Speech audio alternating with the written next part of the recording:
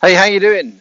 So over here in Vegas, it's early morning. I'm just heading down to a bit of a gym workout, and I just wanted to share with you um, a couple of points from yesterday with regards to that whole focus and taking your business to the next level, whatever that looks like for you right now.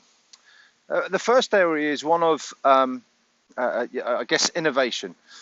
We often talk about innovation and we've got to get out there and disrupt the marketplace and be the market leader. And actually, there's an interesting concept here that it may not be about the disruption, but it is certainly about the innovation and what it is that you need to focus on in terms of that level of innovation. A great exercise and one that will get your creative juices flowing is to actually take a view over the last 5 years. And what innovation have you experienced in your business, in your industry, and what have you seen? What lessons can you take from that? What could you have maybe embraced yourself in your own business that you didn't? Where could you have maybe been an early adopter with some of the innovation that was maybe presenting itself? And what maybe were the areas of innovation directly that you were able to bring to your business, to the industry?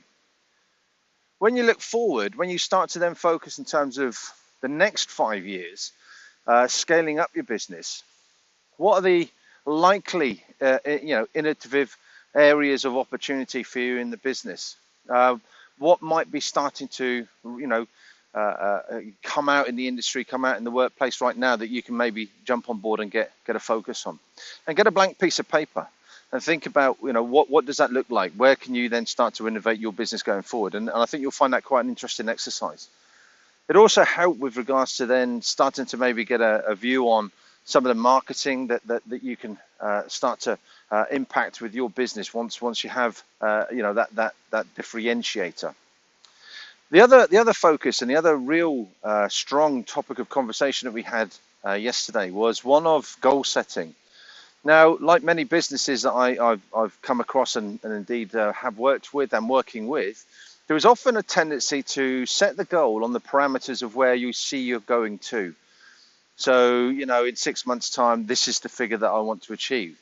And we have a tendency to preset that because we're working to a set of criteria. There is that subconscious in play here that is telling us these are the things that are going to hold you back. So don't make your goals too,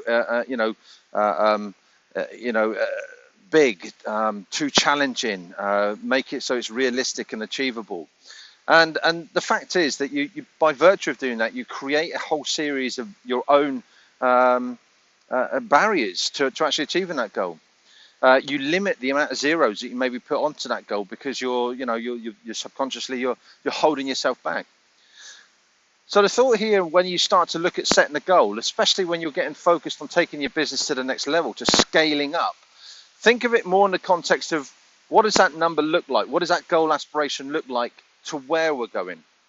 So go to the future, go 12 months down the line, go 5 years ahead, and then put a figure to it. What does the growth look like? What does the scalability look like in the business? What is that figure?